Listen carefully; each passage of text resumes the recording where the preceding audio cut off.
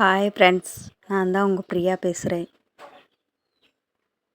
நம்ம சேனல் இப்போ தான் ஃபஸ்ட் டைம் பார்க்குறீங்கன்னா சப்ஸ்கிரைப் பண்ணிக்கோங்க, சப்போர்ட் பண்ணுங்கள். எனக்கு தெரிஞ்சதை உங்களோட பகிர்றேங்க. நம்மளுக்கு லைஃப்பில் எப்பயுமே 3 முக்கியங்க. யார் இருந்தாலும் இல்லாட்டினாலும் லைஃப்பில் 3 விஷயம் கண்டிப்பாக இருக்கணுங்க நம்ம கூடயே. வேறு யார் இருந்தாலும் இல்லாட்டினாலும். ஒன்று நம்பிக்கைங்க, தன்னம்பிக்கை, விடாமுயற்சி, உழைப்பு. இது 3 இருந்தால் போதுங்க.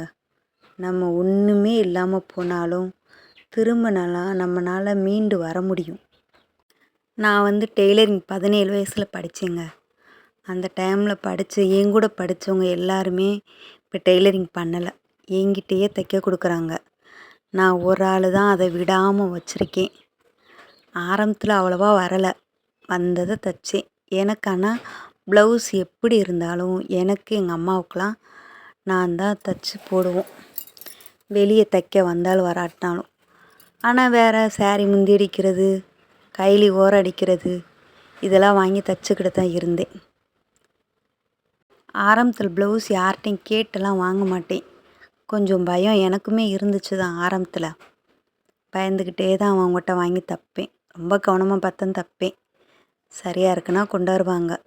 அவங்களா கேட்டு கொடுத்தாதான். நான் யார்கிட்டையும் வாங்க மாட்டேன் கேட்டு. அப்புறம் கொஞ்ச நாள் போக போக கொஞ்சம் வர ஆரம்பிச்சிச்சு, கஸ்டமர் வர ஆரம்பித்தாங்க. ஆனால் நான் காசு ரொம்ப கம்மியாக தாங்க வாங்கினேன். ஆரம்பத்தில் கூடலாம் வாங்கலை, ரொம்ப கம்மியாக தான் வாங்கினேன்.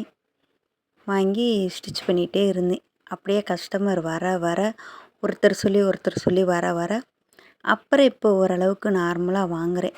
நான் 20 வருஷமாக தைக்கிறேங்க. ஆனால் எனக்கு நல்லா ரெகுலராக கஸ்டமர் வர ஆரம்பிச்சு, நல்லா டெய்லி வேலை ஆரம்பித்தது ஒரு 10 இயர்ஸ் ஆகும். 10 இயர்ஸ் போல் தான் என்னால் ரெகுலராக வேலை பார்க்குற மாதிரி இருந்தது. அப்புறம் கொரோனா டயத்தில் வேலை சுத்தமாக இல்லை. என்ன பண்ணேன்னு பார்ப்பேன். அப்போ யூடியூப்பை பார்த்து நானும் ஏதாவது இந்த பேக் இந்த மாதிரியெல்லாம் ஸ்டிச் பண்ணுவேன். அது மட்டும் இல்லைங்க, சும்மா வீட்டில் இருக்கோமே, ஏதாவது வேலை செய்யணுமே, வருமானம் பார்க்கணுமே அப்படின்றதுக்காண்டி மாவு ஆட்டி விற்றேன் அந்த கொரோனா டைமில். அது கொரோனா டைம்னால் அவ்வளோ சப்போர்ட்டாகவும் போகலைன்னா ஓரளவு போச்சு. என்னத்தையோ ஒரு நாளைக்கு ஒரு 100 ரூபா கிடச்சிச்சு. அப்புறம் எனக்கு டைபாய்டு காய்ச்சல் வந்துருச்சு. அந்த இதில் அப்படியே நிப்பாட்டிட்டேன். அதை மாவாட்டி விற்கிறத நிப்பாட்டிட்டேன். அப்புறம் திரும்ப தைக்கிற வேலைக்கு தான் வந்தேன். வர்றதை தைச்சேன். ஆன்லைனில் ஒரு பொண்ணு ஆர்டர் எடுக்கும், அந்த பொண்ணுக்கு ஸ்டிச் பண்ணுவேன். ரொம்ப காசு கம்மியாக தான் இருந்துச்சு.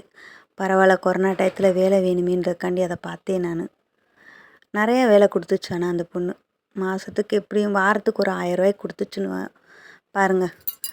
ஆனால் மேக்ஸி ட்ரெஸ்லாம் தைச்சி கொடுத்தேன். காசு கம்மி தான். பரவாயில்ல, நம்மளுக்கு சும்மா இருக்கிறதுக்கு வேலை வருதுன்னு சொல்லிவிட்டு அதை வாங்கி தைக்க ஆரம்பித்தேன். இப்போ நல்லா இருக்குங்க வேலை. ஓரளவு சொல்கிற அளவுக்கு போகுது வேலை. நீங்களும் இது மாதிரி விடாதீங்க. தெரிஞ்சதை தைங்க, உங்களுக்கு தைங்க. யாருக்கு பக்கத்தில் தைச்சி கொடுங்க, காசு கம்மியாக இருக்குன்னுலாம் நினைக்காதீங்க.